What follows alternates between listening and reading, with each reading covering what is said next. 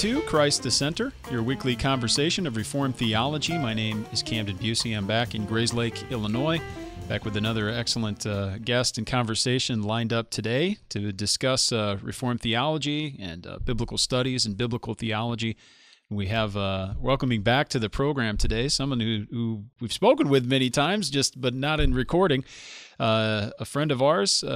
We're speaking today with Dr. Greg Beale, who's J. Gresham Machen Chair of New Testament at Westminster Theological Seminary there in Glenside, Pennsylvania. Welcome back, Dr. Beale. It's good to see you.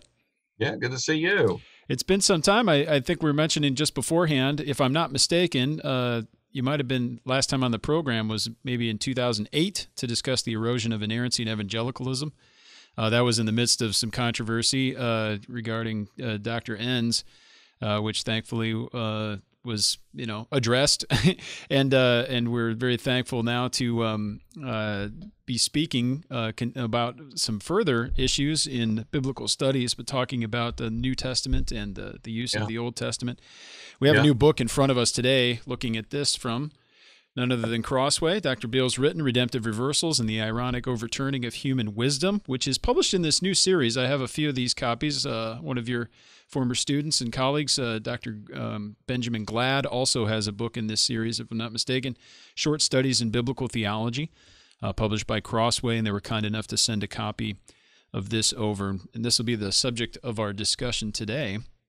But I do have a few things to mention, and Dr. Beale has been very kind in helping out to point some of these things out, and to even the publishers to send some copies along. I should mention, from our denominational magazine, we have the cover issue, the cover story from the September 2020 issue, the Book of Revelation and COVID-19. Greg, do you mind just explaining a little bit of what's going on here? It's talking specifically about the fourth seal and how that may or may not apply to the present situation here with this global pandemic. I found it tremendously interesting. Well, I was asked to do this essay, and so I thought, well, I've done a lot of thinking about the Book of Revelation, so they wanted me to do, the Book of Revelation, how it relates to the COVID pandemic. So, right.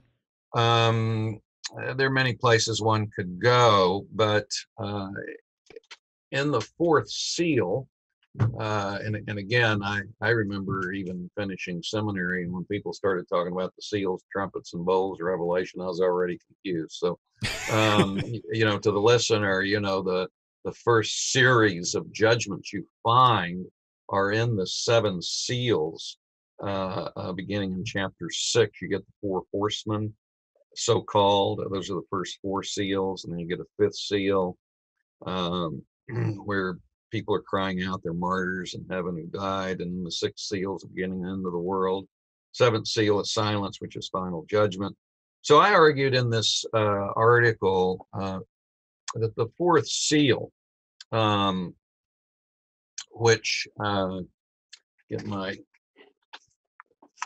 Bible here, is very, very crucial in understanding, I think, what's going on during the church age. It's the fourth rider, where it says, I looked and behold an ashen horse, and he who sat on it had the name Death, and Hades was following with him, and authority was given to him over a fourth of the earth.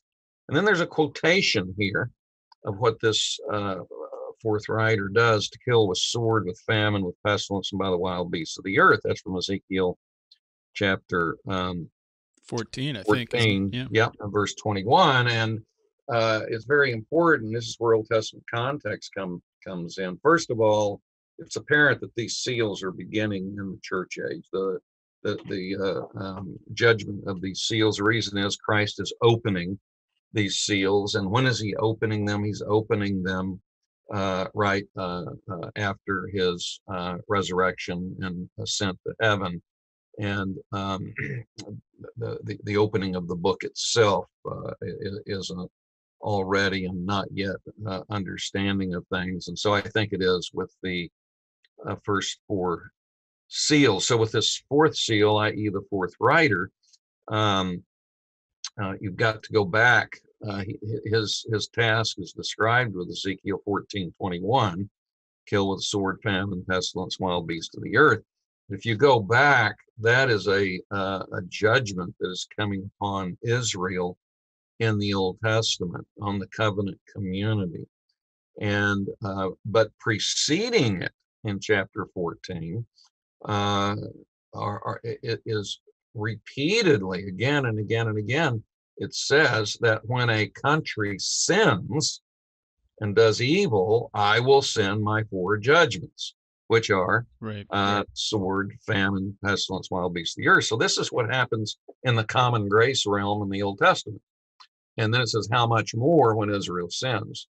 The sin is idolatry, and so among the nations, and then among Israel itself. So this judgment then is applied in even a greater way to Israel, because they are those who partake of the special revelatory grace of God.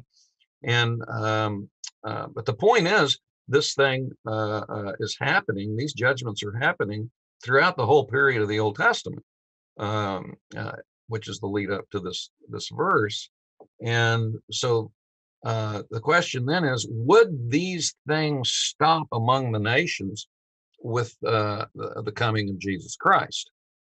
And I see no reason for the common grace judgments, if you will, the judgments that occur in the general revelatory realm. Mm-hmm. There's no reason for those to stop.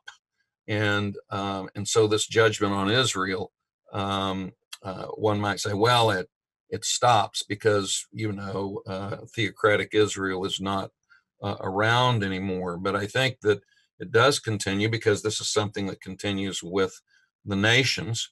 And what's interesting about it is the last verse of Ezekiel 14 basically says that there will be a remnant who will emerge from this judgment. And what that tells us is that these judgments and these in Ezekiel and here, they're judgments. The focus, yes, is on the nations, but especially the covenant community, as in Ezekiel 14. And in that covenant community, these judgments will have a twofold purpose in the world and in the covenant community. Mm-hmm. To judge those who are hardened, and in the covenant community to judge those who are pseudo believers, and then to shock back into the reality of their faith the remnant. And so I just contend that since these things were happening in the Old Testament among the nations, that they're happening now, that COVID is an example of these kind of plagues, and that the book of Revelation later will say that these kinds of plagues will intensify at the very end, and Christ will come at that point. So the point is to try to fit the COVID into what I think is happening with the seals. Yeah, I find it very helpful, and people can read this in New Horizons, which is the OPC's magazine, but this is also available online, so I'll post a link to the story in the episode description for folks who aren't subscribed to the magazine or members of the OPC. We receive it for free. But that's not all we ought to mention. Of course, you can see in the background here, I've got the Revelation commentary and the New International Greek Testament commentary. Many people will be aware of that you wrote that, Dr. Beale. But at the same time, just last year, you published the Colossians and Philemon edition or volume in the Baker Exegetical commentary series on the New Testament, which is also a tremendous copy. I think you got a copy of that there. I need to get mine still. You betcha. That's it. Tell me a bit about that series as well, and maybe some of your aims in targeting there, because this is in the Baker Exegetical commentary series, and it's just a classic commentary where at the beginning there's some front matter where I talk about the typical things of dating and authorship. Of course, authorship's an issue because there's a significant number of scholars who doubt that Paul wrote it. So I have a section on that and why some doubt it and why I don't think it should be doubted. And then after that, I just move into a verse-by-verse commentary where typically what I'll do, I'll isolate a paragraph, and at the beginning of that paragraph in the commentary, I will give the what I call the exegetical idea of the paragraph, which is really close to the homiletical idea. So if one's preaching on it, you kind of get a grasp of the main point of the paragraph before you start to read it. And then I just go in verse by verse, and in the margin, the verses are given on which I'm commenting. So it's very easy if you want to look something up. It's easy to look it up that way. Mm-hmm. So it's just pretty much of a in-depth commentary. I do have some excursuses at the end on how to detect Old Testament allusions in Colossians, because there are many who think there are not any allusions. I think there are, and that's been a point of contention in recent biblical scholarship that I myself have involved myself in the Journal for the Study of the New Testament. I've sort of had a little bit of a duel with a guy named Paul Foster, who is a professor of New Testament at University of Edinburgh. And so at any rate, it's very important because I point out some allusions that people have not usually seen. And I give criteria for why I think they're allusions, but a number of them are on the temple, which you might guess that I might be aware of. So some say, here's Beale reading in the temple again. But actually, I think it's very, very important, because I think the false teaching is a teaching that says you can have this mystic, some might call it a charismatic experience with God in heaven in his temple. And that's an add-on to your faith in Christ that's necessary. And I think Paul has these allusions to the temple, that Christ is the temple and the church is the temple. And he's just saying, you got all the temple experience you need. So that's my new, I guess the contribution of the commentary would be, again, the use of the old and the new, especially allusions. Mm-hmm. Now, so that's the layout of the commentary, is just verse by verse. It wasn't too long ago, I think we were speaking while you were working on this, and you were working particularly at that time on the stoicheia theme, that you find those elementary principles in Colossians. Did you find any? Did you since that point and cover anything interesting, or perhaps even temple related? No, I kind of had the idea then. If you study the phrase, the elements of the earth, stoicheia to cosmo. It's a phrase that happens outside the Bible in current Hellenistic literature, sometimes scientific literature, that is the science of the age, and it just refers to the four elements of the earth, and stoicheia to cosmo, and it's just referring to the earth. So I think when Paul uses it, he's referring to the old earth, and that Christ is emerging as a new creation, and that the don't follow the elements of the old world. So the old world, yes, is physical, but Paul also pumps into it there's spiritual forces in that old world, all of which, both material and the physical and the spiritual, will be done away with. It's begun to be done away with climactically in Christ. So I think it's important to understand that phrase as a contrast to the new creation that Christ is beginning. Tremendous. This is turning into scattershot. I think I'm the Savannah Guthrie here of interviews here, peppering you. But I don't want to compare. I don't want to compare you to the opposite side of that in any sense. Well, you're not interrupting me anyway. Trying not to. Last one before we get to our subject.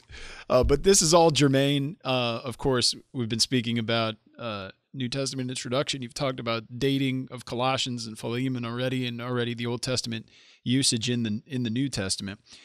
Here we have also The Story Retold, which is co-authored by G.K. Beale and Benjamin Glad, a biblical theological introduction to the New Testament. This one's published by IVP. Now, I haven't had a chance to look over this in great detail. I just received my copy. It was holed up at the post office, and I got it last week. But hopefully, we could do an interview on this down the road and give it Yeah, it'd be the fun. attention. But I do want to allow you at least a little bit of the opportunity to tell the listeners what you already told me prior to us recording.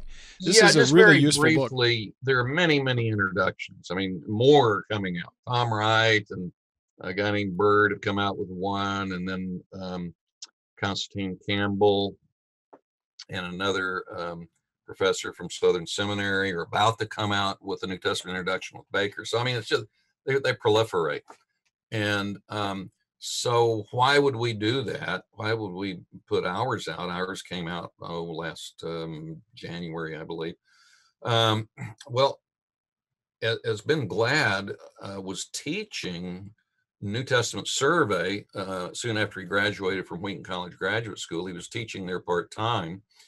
He was a student, a doctoral student of mine, and we were there at the same time as he was teaching, and he couldn't find a textbook for his New Testament survey class that he really thought would express his lectures.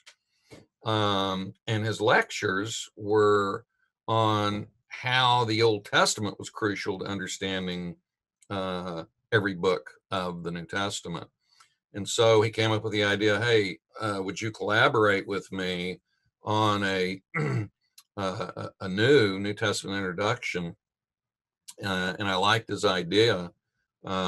He basically, it's composed of his lectures that are now polished and refined. I read over and revised it, added a little bit. He pulled in some significant material of mine and integrated it in. And so at any rate, what we do in that book, what makes it different is that most New Testament introductions talk about authorship, dating, the audience, the problem, the situation, and then they'll give an outline of the book and then give a survey of the contents. So what we do instead is to abbreviate all that stuff. We abbreviate the information about author, dating, and the readership, and we give the brief outline. And then what we do is we do give a survey, but it's not a typical survey. What we do is we look at every Old Testament influence in the chapter of the book that we're explaining. So what we do, this New Testament introduction looks at how the New Testament is to be understood, every book in light of the Old. And then we have an introductory chapter on what is the storyline of the Old Testament, so that we show how these New Testament books are plugged in to the Old Testament storyline in terms of kind of an already and not yet in time fulfillment. We even have a chapter that's introductory that talks about the various different kinds of uses of the Old Testament in the New, so the reader can be prepared for what we're going to be doing. Yeah, books like this are so useful, but you hear textbook, it is a textbook, but I would submit that this is certainly helpful even to families. If people aren't necessarily graduate students or seminary students, it doesn't mean that you should shy away from this book, because anyone who's going to open up and read a book of the Bible just for personal reading or teaching or leading a Bible study, this would be helpful. And to find out the place of each... I was visiting my doctor last week. I had IVP send him a complimentary copy because he teaches a big Sunday school, and his church has done so for many years. So he's been reading 4 or 5 pages a day for his devotions. And That's said wonderful. He's really enjoying it. I couldn't believe it. Well, I think other people could as well, So we'll put a link to that as well, and people can get a copy. But I look forward to speaking with you and Ben Glad sometime soon, hopefully as soon as we can. But today we want to talk about this little book, which I really enjoyed reading, Redemptive Reversals and the Ironic Overturning of Human Wisdom. Again, in this short series, Short Studies in Biblical Theology by Crossway. I'm glad they're doing this, and there are different series out there on biblical theology, and that's kind of been a trend in recent years, and I'm glad to see it, because we're starting to see a a proliferation of biblical theological studies. It's not this pariah or this odd kind of mix where we're finding now that people who are studying Old Testament and New Testament and even systematic theology are employing the distinct discipline Right. of biblical theology, and that's a healthy thing. I mean, we love Yes. that here at Reformed Forum, and you certainly teach that very strongly in all your teaching and writing. But the subject here at point in this book, starting with the issue of irony. I was wondering if you could speak a bit about irony in the broad sense and how that literary function or that literary tool is used by the Lord, even in redemptive history. Yeah, I mean, irony, just to put it simply, and I have an introductory couple of pages on it, but irony simply is the saying or the doing of something which implies its opposite. So if if we were in a group of people and you addressed me and you said, Greg Beale, you're a wonderful tennis player. And Yeah. if we just finished playing tennis, Yeah. everybody would laugh Okay. because they know that you would mean the opposite.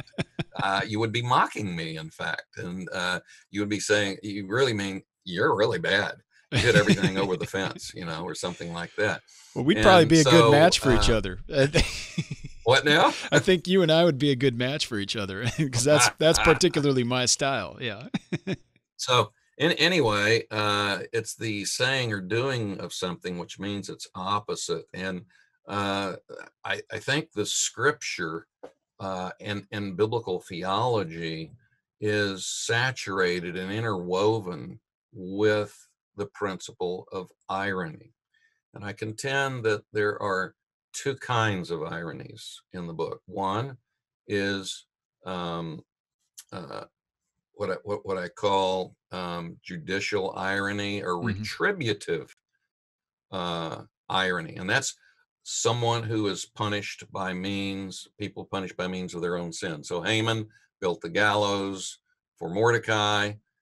He was doing so unjustly, sinfully, and so God punishes him by hanging him on his own gallows. Hmm. And so I go through a chapter on that kind of irony, a couple of chapters actually, and then that redemptive historically, as you look at some of those ironies, they point to the irony of the cross, where the devil sets up the gallows of the cross, and the devil's hung on those gallows. The very death of Christ, even before the resurrection, is a victory, and capped then by resurrection. But so really, all these ironies point toward retributive irony of the forces of evil. I dedicate a whole chapter to the irony of idolatry. I believe it's Right. chapter 2, where I argue that what you revere, you resemble, either for ruin or restoration. So if you revere idols, you resemble them, and that resemblance will destroy you. Hmm. And and like Isaiah chapter 6, verses 9 and 10, it says, uh, uh, tell the people to see but don't see, to hear but don't hear. They have eyes but can't see, and ears but can't hear. Well, that's the language of Psalm 115, 135, where it says the idols have eyes but can't see, and ears but can't hear. And it concludes, those who make them will become like them, even those who worship them.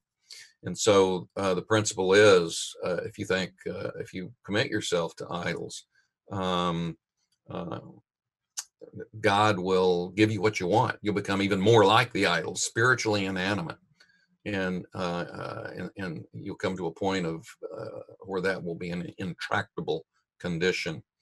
So, on the other hand, Isaiah himself represents one who wanted to revere the Lord and was restored.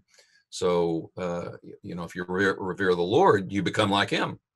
You'll resemble Certainly. His image and Hmm. be restored. So, I do get a little bit of restoration in there, but most of that is on Israel being punished by means of her own sin of idolatry. Jeremiah 2 says, Israel pursued vain idols and they became empty and vain. So then the other irony I look at that's woven throughout Scripture is what we call restorative irony. That's the kind of irony that whereby the faithful are suffering perhaps under the hand of sinful people. But if they persevere in the midst of their suffering, they are winning a victory. Mm-hmm. Whether that is Paul, in his weakness, he's really strong, or it's Jesus, where it looks like he's suffering, but in the Gospels, but in fact, he is in the midst of setting up a kingdom. And of course, the cross is the epitome, the zenith of that. All of these kinds of ironies of the faithful, they look cursed, but they're really being blessed, then finds its zenith point in Christ at the cross. So all of this is, I just go through various examples of these two kinds of ironies.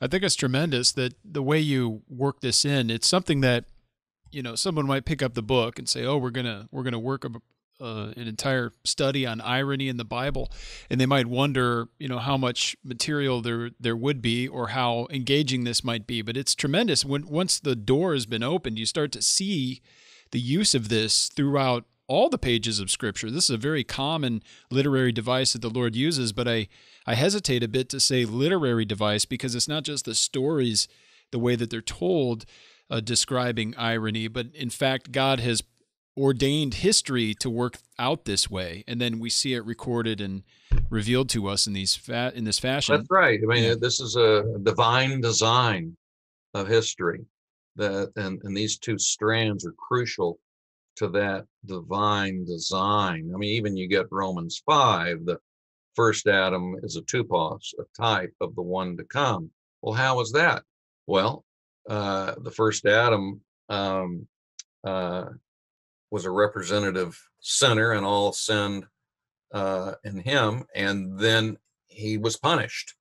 But that representative sin and punishment that was representative pointed, Paul says, to the opposite in Christ, which is amazing. So that's a beautiful example of an action that God designed to point to its opposite. Precisely.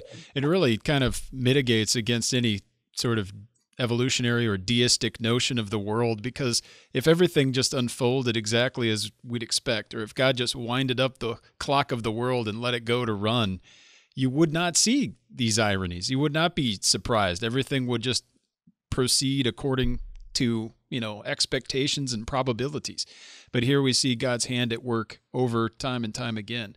And another thing that you do in this book is not only weave in all the stories of Scripture here, but demonstrate how even in culture and in literature, non-inspired literature, stories like The Prince and the Pauper, other myths and legends, we start to see how common this is as us being made in the image of God and knowing God's voice and truth. We see echoes of the same thing even in the stories that we tell among one another. Yeah, very, very, very true. Yeah. I try to bring some of those stories out. I mean, one of them, very sad song that I mentioned. I think it's called "Cats in the Cradle." I think. Sure, the Cat Stevens song. Mm-hmm. Yeah, the song is about the early life of his son and how he didn't spend any time with his son. His son wanted him to. He said, "Oh, I just don't have time now, but we'll do it later." And then he gets old and wants to spend time with the son, and son says, "Oh, I don't have time. We'll do it later." Well, he's punished by means of his own sin. Yeah. And see, it's just woven everywhere into the fabric of human living. And, it absolutely is, and not just in fictional tales. I mean, obviously that's a fictional song, but it's one that's lived, every day in the lives of parents and children. It's it rings true because it happens so often. But even at the beginning of the book, I was blessed to read Andrew White's story about the revival among the Khmer Rouge in Cambodia, and he was a former student of yours at Gordon Conwell, correct? Could you tell us a bit about that story and how that lays the foundation, so to speak, for the rest of the book? Yes. He was a student of mine, but he was a doctor, so he went to seminary part-time and finally did graduate with his master's in New Testament. But he was a doctor in the area on the North Shore of Boston, and so he quickly became my family doctor as well, and we got to know him, and he is a fellow who throughout his life has had mental illness problems, and he just hadn't been able to shake it. And so early in his career as a doctor, he had an opportunity to go to that area of Thailand, where you had a lot of these people fleeing from the communist area. Some of them had been killers themselves. So there were a lot of people in the wards, hospital wards that he went to who had malaria. And again, a lot of these people had formerly been horrible murderers. And so he was taking medicine for his mental illness. And I mean, he was just, he was fine when he went, but he had a low when he got there. And so he just felt pathetic. He couldn't do anything. Well, there one of the patients was able to start reading the Gospel of John to everybody, because there'd been a missionary. This is the way God prepared it. There'd been a missionary been translating for years the Gospel of John. So it had been translated. So one of the patients got it and became a Christian and started reading it. Just started reading it to everybody in the ward. Like standing on his bed in the hospital, right? Yeah. He's just reading and Dr. Andrew White was able somehow, he said, to share the gospel, and people became Christians. They had a massive revival. So much so they built a church in the area. So he was at his lowest point in his life, and yet somehow the Lord used him. And this other guy who had malaria, and used both of them, who were in the midst of their weakness, to bring about a great revival. So it was an amazing story. So I thought, well, why don't I'd written the book, but then as he actually shared this story in church. We went to the same church. And so I thought, that would be a good chapter, or a good forward for the book. And he agreed to write it. And so, some people, some people like that more than anything in the book. Well, it's an encouraging sort of like my story. temple book. I wrote a book on the temple. My wife wrote a forward. Yeah, it's right here behind me too. I got this one in the background too. People tell me, say, "Oh, I read your wife's forward. I haven't quite got into the book yet, but I love the forward." Fair enough. Whatever works. But I appreciate Dr. White's story, and it in many ways it resonates with something you mentioned earlier about Paul, and how Christ's strength is made perfect in his weakness. And that's what the Lord often does. He confounds human wisdom. That's in the title of this book. He also overturns what our expectations might be, and where humans tend to think that they're strong and going to triumph. You think of Babel, for example, and then the Lord overturns it. Time and time again, we see the Lord using unsuspecting people or weak people to bring about his purposes. Or we see the people we would expect to triumph and have victory, yet are evil and disobedient. The Lord destroys them or judges them according to their own wickedness. We've had so many cases. You mentioned Haman earlier, which is, I think, one of, we all yearn for justice like that. When we see people, so wicked and nasty, and then coming to, receive their comeuppance according to their own wicked plots. But we also see many other examples of your sins finding you out. Maybe you could speak about Pharaoh and the Exodus account for a moment, just to talk how irony factors into that. I can speak to one aspect of that. Central to Egyptian mythology was that a person would go to the hall of judgment after they died. At one end of the hall, the person was seen bodily, facing 40 gods who accused the person of sin. And the person would say things like, "Oh, heart, do not rise against me in the judgment." O heart, do not make our name horrible before the gods, et cetera, et cetera. And so that's what he would be, confessing. On the other end of the hall of judgment were two scales, and the man's heart was on one of the dishes. On the other dish was the feather of Ma'at, which represented judgment. Oh. And the Egyptians believed that when the heart was separated from the sinful body, the heart would just confess like mad. Nothing would restrain it.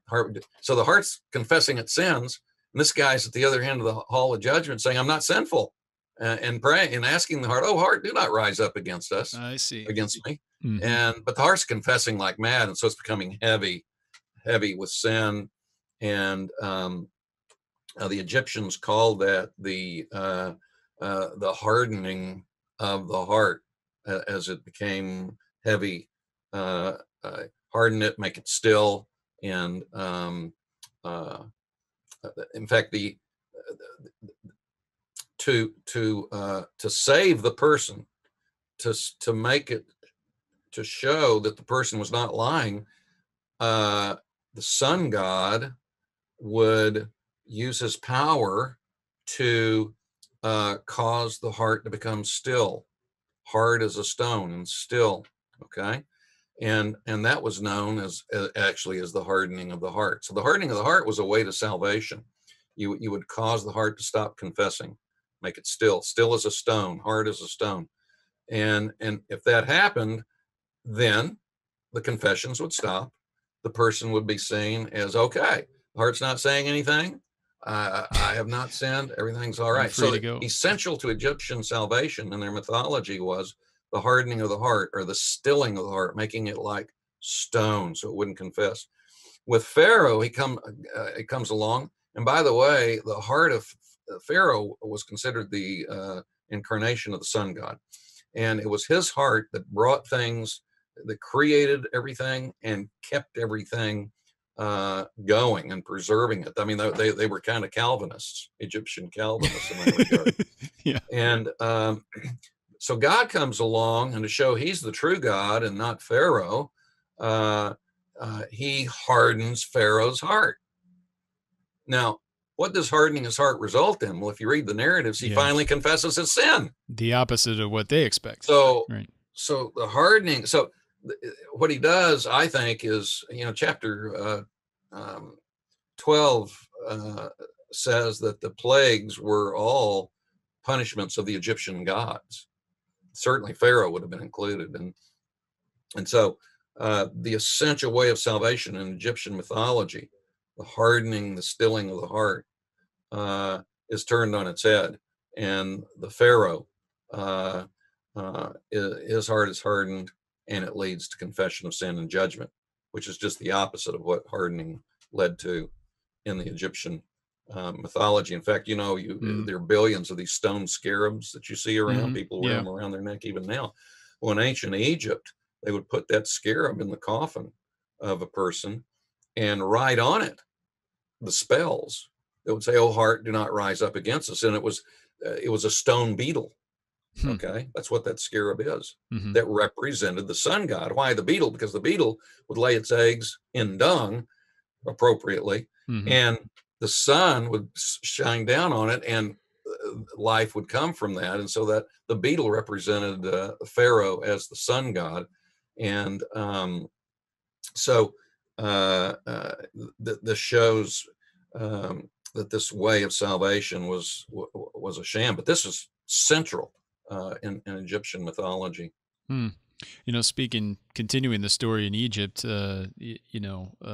backing up, so to speak, we have the figure of Joseph and how they ended up in Egypt in the first place, under good circumstances, at least the redemption of the Lord. But then a Pharaoh arose who knew not Joseph. How does the account or the story of Joseph also demonstrate this irony, but in the redemptive, restorative sense of using a weak vessel to bring about his salvation? Yeah, I think of course, he's put into the pit with his robe, and of course, they take the robe. Probably represented his inheritance, by the way. And then he's sold, to camel caravan going to Egypt. He goes to Egypt. He becomes basically the head of Potiphar's house. His wife tries to seduce him. He flees. He won't cooperate with her. She says to her husband, Potiphar, this guy has tried to seduce me. And so Joseph then goes to prison. And finally, he becomes a dream interpreter. And the Pharaoh realizes that he's a pretty wise guy, brings him out of prison. Yes. But throughout it all, God is working. It ends up in that narrative where Joseph says, you meant it for evil. Absolutely. God meant it for good. Mm-hmm. Everything that was happening really was a path to Joseph's rule. Everything, even in the pit. And in fact, I believe it's Psalm 105, says that Joseph was sanctified through these trials, so that this was very redemptive historical, but he himself, through these trials, was strengthened really to perform the things that he did. And of course, I do believe I have a dissertation sitting on my shelf that argues that Joseph was a type of Christ, and I think it's very, very well argued. Mm-hmm. And I think that is the case. Oh, yeah, it needs to be. And I think, people would most understand that. I'd like to read the arguments against that, because I wonder what they might be. But anyway, another subject. This is all part of a larger chapter of you speaking about the Christian life and how power is perfected in the powerless. You can speak about 2 Corinthians 4, 7 through 11, but even more broadly speaking about how foolishness becomes wisdom, or at least the foolishness of the world is the wisdom of God, or vice versa. Why do you think God often works that way, in confounding the wisdom of this world and demonstrating his wisdom in completely unexpected ways? Well, again, I think it's part of this retributive irony that, that people who are wise, their very wisdom is foolishness, and those who appear foolish, their very foolishness is wisdom. So just that in itself is ironic. Why does God do it that way? Well, I think it's part of the broader fabric. I think that, and you mentioned it a while ago, and this is very important, the fabric, the warp and woof, I'm contending, of the scriptures, part of the warp and woof, is this idea of retributive and restorative irony. And what it does is it surprises the evil person, but it also surprises the righteous person. And sometimes it's a surprise that's hard. For example, God will bring us to the end of ourselves. Now, that may be death, or that may be being fired from a job. Mm-hmm. It may be failing a test when you didn't cheat and all the other students did cheat. God brings the believer to these destructive walls. It looks like we're heading for destruction. I'm not going to make any money. I'm going to die. My academic future's gone. And we come to that. And the student, for example, who in the midst of that test is tempted to cheat, but realizes if he doesn't, he's going to fail. And let's say he does fail, okay? If he continues to trust in the Lord in the midst of that curse, that academic curse, if you will, if he continues to trust, God, what God does, he brings these walls, and that's what produces, it grows our trust. Mm-hmm. So he does that throughout our life. Exactly. I remember one thing that led me to seminary was that I trained with a football team for 2 years, a college football team, because I was ineligible. I trained for 2 years. Started practicing the third year with him. And the coaches were saying, Beale, you're looking really good. Yeah. Looks like you might be a first string cornerback. And then I virtually snapped my hamstring. Oh. Football career was over. Mm-hmm. So then what do I do? Well, one thing led to another, and I went to seminary, which is one of the best things that happened to me, even though it wasn't Westminster. So, but so this irony not just produces surprises for us, but they're often unpleasant. Now, what often happens in this life is God brings us out on the other side and does turn the evil into good, as he did with Joseph, and as he does with others, but not always. But when he does, it's certainly a pointer and an adumbration to that full redemption we're going to have in the new heavens and earth. Yeah. But it may be, in my case, my athletic career was destroyed. Mm-hmm. It may be that a student, their career could be destroyed by failing a major test, their future academic career, and they have to do something else. I mean, so God leads us, in different ways. But I think irony is crucial. Just as with Joseph, he was sanctified through these reversals. It's amazing.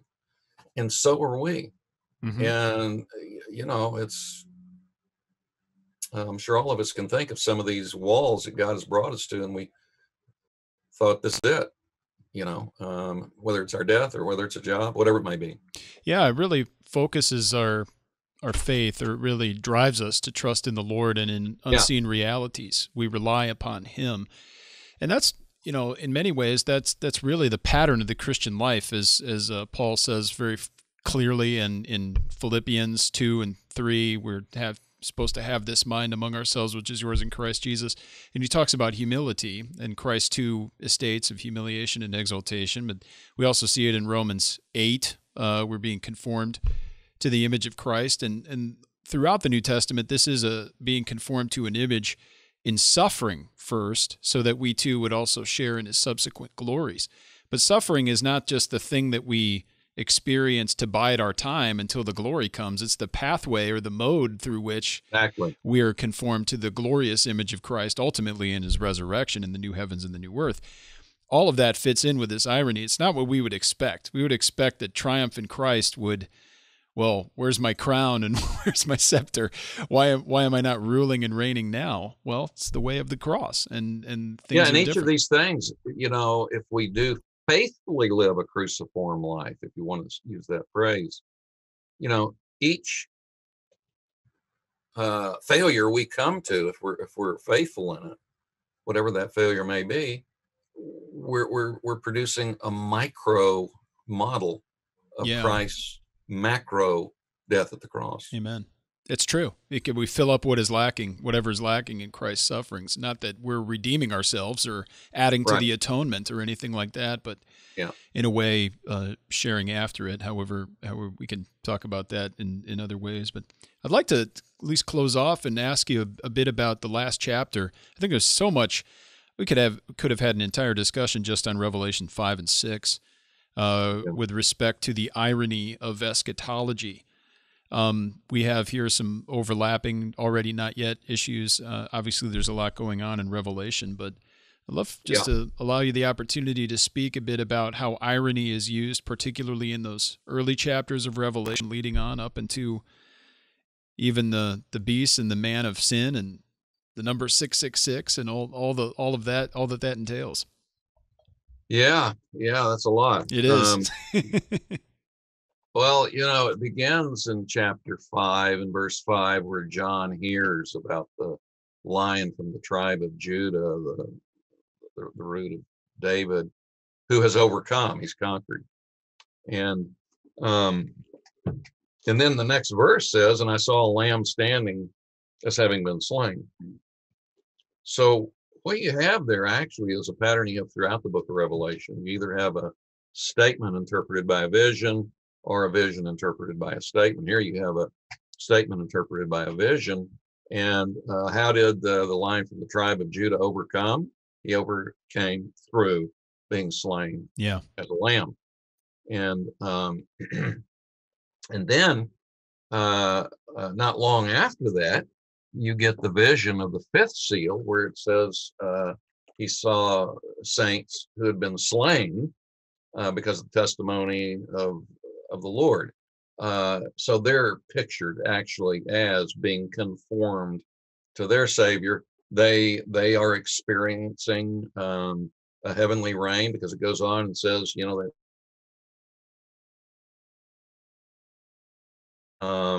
and then on into chapter 20 in the millennium, I think, with the first resurrection, are those who have died but been raised spiritually and are reigning with Christ. Mm-hmm. And I think that's what that vision of the fifth seal pictures there. So you have again, it's chapter 14 and verse 4, that they follow the Lamb wherever he goes, and that following is what we talked about as a cruciform life.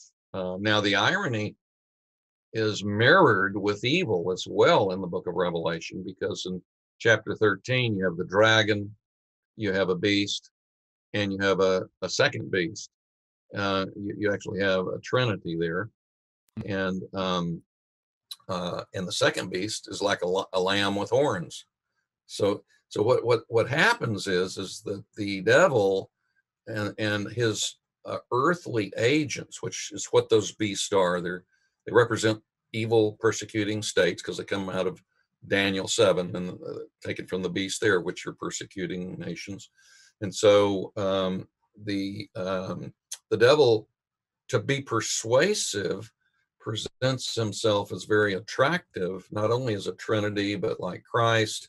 And in fact, chapter 13, I believe it's verse 4, says, "Who is like the beast?" Right. And that comes right out of Exodus 15. Counterfeits. Who is like Yahweh? And in fact, I have a student doing a dissertation on the ironic use of the Old Testament in the book of Revelation. Oh, and let me know when it's done, and I'd love to read that. It's almost done. Yeah. Okay. So, but that's just sort of a tip of the iceberg. 666, I think, is a symbolic number.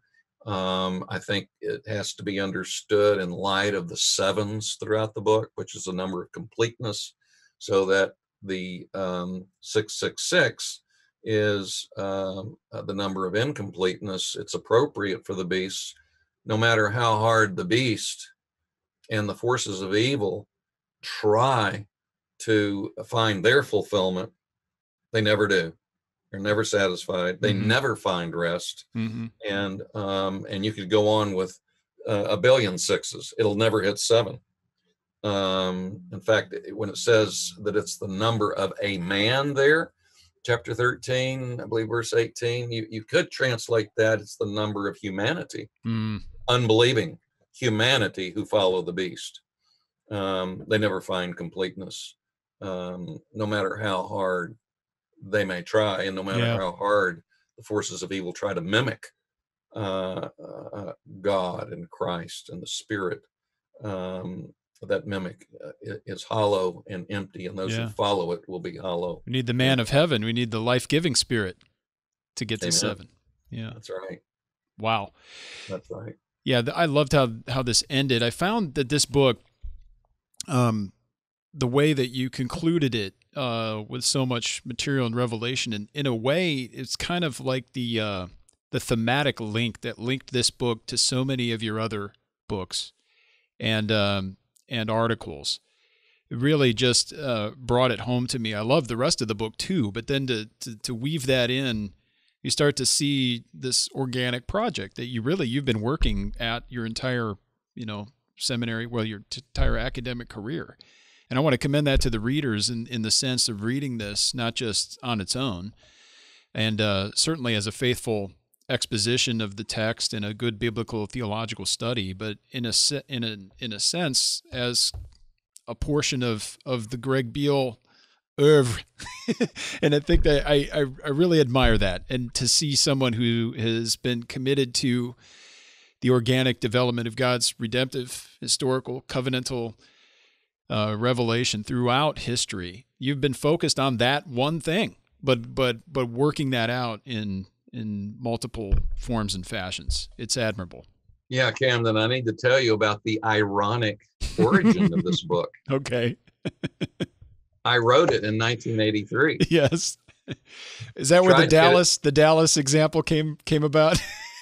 Tried to. This is another example of failure. Yeah. Tried to get it published, and one publisher, very prominent publisher, was very interested in it, but they said, no, we're not going to do it. So I ended up putting it in a file cabinet, and that was it. It wasn't time. So it just stayed there, and I forgot about it. Then Dane Ortlund, one of the editors of this book, he wanted Dorinda and me to have a meal with him at the Evangelical Theological Society conference, and so we did. And he said, "I'm starting this series with Miles Van Pelt, and do you have anything?" And I said, "I really don't." Oh wait, it was really clear. It was really clear. He wanted me to contribute to this, and I really appreciated that. He's a former student of mine from Wheaton. Did his dissertation under Doug Moo, but had me for use of the old and the new there at Wheaton. And so he kept, throughout, there's got to be something. Finally, my wife says, "Greg, you have that book in the file cabinet. Right? What if you just revived that book?" And I said, "Oh, I don't know." And so Dane said, "Look," I said, "It's all, it's tight. It's not in good shape." He said, "Send it to us. We'll digitize it. We'll type it up again and try to, make it smooth. Then we'll send it back to you." So they did. And it worked out. Now somebody else has interviewed me on this book. Yeah. It was Andreas Kustenberger. Sure. And Andreas said, "Greg, this book, it's a different genre than your other books." It is. This doesn't sound like Greg Beale. So I said, "Well, that's a good example to argue for Pauline authorship. Maybe he wrote differently later than his younger years. So there's a early Beale and a later Beale stylistically." Jeremiah. Yeah, same thing. And part of the style here that I don't do in my other books is I bring in contemporary examples of irony. Yeah, quite a few. The other interesting thing, I don't know if you notice it, but Dane Ortlund kept saying, "Hey, your illustrations are all from the late 70s and early 80s. I know. Dallas, that's what I was mentioning, the Dallas TV show. Now, I wasn't gonna point that out. I tried to get some contemporary ones, but I didn't have a lot of time. Like I said, it's kind of fun, but it was a death. It was a death for 35 years. It was buried. Then it got resurrected. Yeah, it needed the rest of your work in order for people to put it through. Like I said, I wasn't going to say anything about the illustrations, but since you brought it up, I did notice, and it made me smile. But it doesn't matter. I mean, whether the illustrations are still useful and significant. It's a mid-level popular book. Sure. But it does represent a deeper biblical theology that I think you find in the scriptures. In fact, this is just the tip of the iceberg. As I said, I have a student, he's not doing irony in the book of Revelation. Yeah. He's doing the ironic use of the Old Testament. He's just doing a slice of that. Mm-hmm. And there have been monographs written on irony in the Gospel of John, in Mark, parts of Luke, where Jesus is dressed in the robes and they mock him, and yet he's truly the king. I mean, how ironic is that? There could be in their books written on the Old Testament on irony. So this is just the very tip of the iceberg of what's in the scriptures on this. Absolutely. But I benefited greatly from reading this. I'm not a New Testament scholar, but I read the New Testament, every day. I'm a minister of the gospel. I have a PhD in a related field. So, it's nothing to sneeze at, but it was enjoyable, and I really much appreciate it. And I certainly will recommend this to people in my church and to other folks who would like to learn more about biblical studies. I think it's a tremendous example of how to pull on a thread in Scripture and trace it through. It's useful that way. And understanding the Bible does use literary devices. The Lord has given us these things, and he employs them to teach us about himself. And I think it's useful in that And I regard. do want to give credit to a friend who studied with me at Dallas Seminary. His name's Warren Gage, and we were thinking of these ironies and these two kinds of ironies. And he actually came up with the terminology of retributive irony and restorative irony. And so I'll attribute that language to him. Yes, thankful to him and thankful to you. So again, the book here we're looking at today, Redemptive Reversals and the Ironic Overturning of Human Wisdom by G.K. Beale. It's in the Short Studies in Biblical Theology from Crossway. You can get it now. And hopefully we'll be speaking with authors of other volumes in that series as well. And of course, get your copy of New Horizons. You can talk about COVID-19 and how that might fit into Revelation. And the big dog here, The Story Retold, a biblical theological introduction to the New Testament by our guest today, G.K. Beale and Benjamin Glad. But Greg, it's been such a pleasure. I could talk to you all day. Thanks for joining us. Hopefully we'll have you back soon in a few weeks or so, and we can talk more. That'd be great. Thanks, Camden. You bet. I want to point people back to the website. You can head on over to wts.edu for information on what Dr. Beale's up to. He's got a faculty profile there with links to recent articles and resources, as well as you can visit us online at reformedforum.org, where you'll find information about all of our programs, our online courses, publications, and events, all the stuff that we're up to. I do want to thank everybody for listening, and I hope you join us again next time on Christ the Center.